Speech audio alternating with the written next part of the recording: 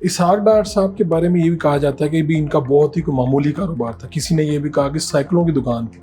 ایک کہاں سے شروع ہوئے, لاہور کے چیمبر کے صدر بھی رہے, پھر وزیر خزانہ اور بڑی بڑی ذمہ داریاں, پھر نائب وزیر اعظم پاکستان ہیں, تو وزیر خارجہ بھی ہیں, اور ان کی یہ بھی ماننا پڑے گا کہ وزیر خارجہ ہوتے ہوئے ان کی اب اس وقت پاکستان سفارتی لحاظ سے تو بہت بلندیوں کو چھو رہا ہے. آغاز کہاں سے ہوا تھا, کیا یہ باتیں درست ہیں؟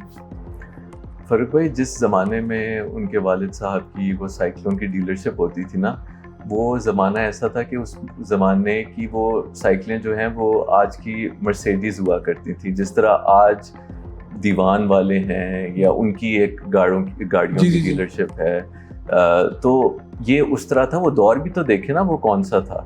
اور ڈار صاحب کا سیاست میں آنے سے پہلے لیٹ 80s میں بھی مجھے یاد ہے جب مرسیڈیز گاڑی جو ہے بڑی نایاب ہوا کرتی تھی پاکستان میں. بالکل, ڈار صاحب کے پاس تب مرسیڈیز تھی. اچھا, وہ تو چند افراد کے پاس ہوگی پھر لاہور میں, چند افراد, بالکل چند افراد کے پاس.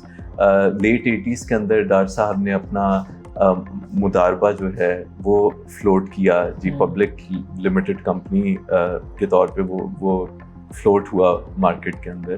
اور اس سے پہلے بھی ڈار صاحب نے ڈار صاحب اپنی اسٹوڈنٹ شپ سے جیسے ہی فارغ ہوئے تھے تو ایک بہت بڑی ٹیکسٹائل فرم UK کی وہ ڈائریکٹر بن گئے تھے جی. اس عمر کے اندر یہ جو ڈائریکٹرشپ ہے نا وہ کمپنی کے لیٹر ہیڈ کے اوپر نام آیا کرتا تھا. تو یہ بڑے اعزاز کی اور آنر کی بات ہوتی تھی, اور آپ کوئی تصور بھی نہیں کر سکتے کہ ایک پاکستانی یا ایک ساؤتھ ایشین بندہ جو ہے نا ادھر کی, تب وہ بڑی. تو اس کا مطلب ہے کہ خوشحالی جو تھی وہ سیاست میں آنے سے بہت پہلے کی تھی. اور ڈار صاحب نے الحمدللہ جی جو ان کی پروفیشنل لائف, ان کی بزنس سے پہلے جو ان کی پروفیشنل لائف رہی وہ بھی بہت مطلب ٹاپ ناچ تھی. ان کی بیسٹ آف دا بیسٹ جگہوں پہ انہوں نے الحمدللہ کام کیا, کیونکہ جس زمانے میں انہوں نے چارٹرڈ اکاؤنٹنسی کی تھی تو چارٹرڈ اکاؤنٹنٹس بڑے کم ہوتے تھے اور بڑے ریکارڈ ٹائم کے اندر انہوں نے کی.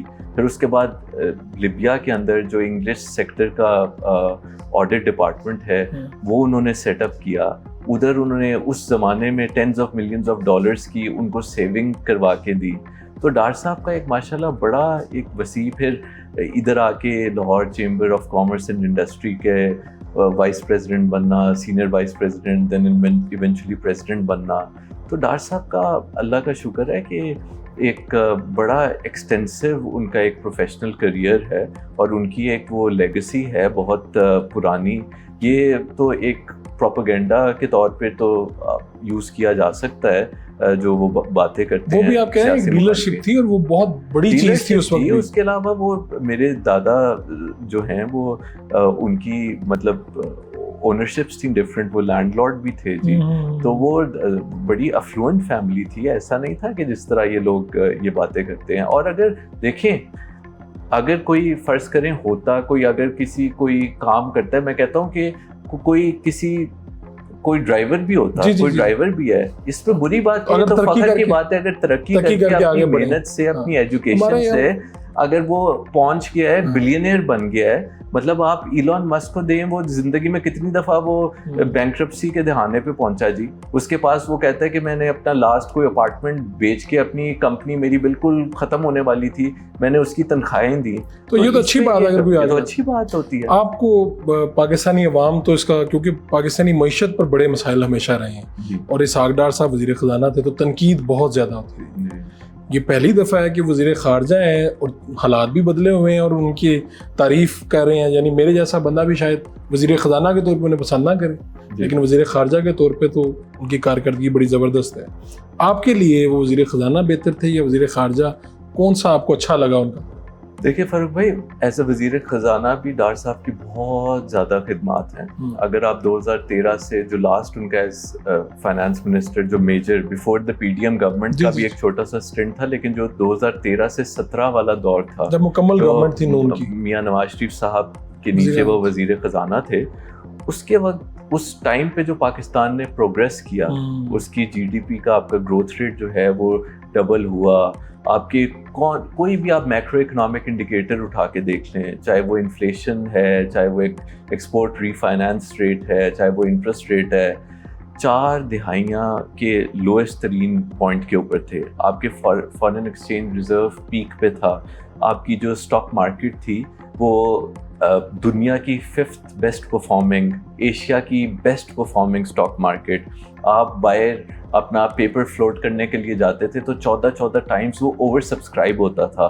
آپ کی جتنی FATF میں پہلے انہوں نے بلیک سے گرے ہوئے, ہم پھر گرے سے ہم وائٹ ہوئے, تو یہ سارا کچھ ان کے دور اگر آپ کہتے ہیں کہ کنٹینیوٹی ہوتی تو پاکستان بہت آگے ہوتا. تو آپ دیکھ لینا کہ اس ٹائم کے اوپر جب روپیہ 104 کے اوپر تھا اگینسٹ دا ڈالر, اس ٹائم کے اوپر اگر آپ باہر آپ مڈل ایسٹ کے اندر ہیں اور آپ 1 ریال بھیجتے ہیں واپس, تو آپ کو ملتے تھے شاید 16-17 روپے ملتے تھے.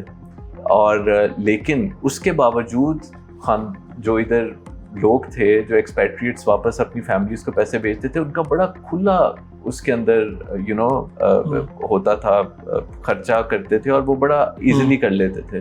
تو اب جو ہے وہ اب چاہے ڈالر کے اگینسٹ 280 کے اوپر چلا گیا ہے, تو وہی اگر 1 ریال جو ہے وہ 80 روپے کا ہو گیا ہے, لیکن اس کے باوجود ان کا خرچہ پورا نہیں ہوتا.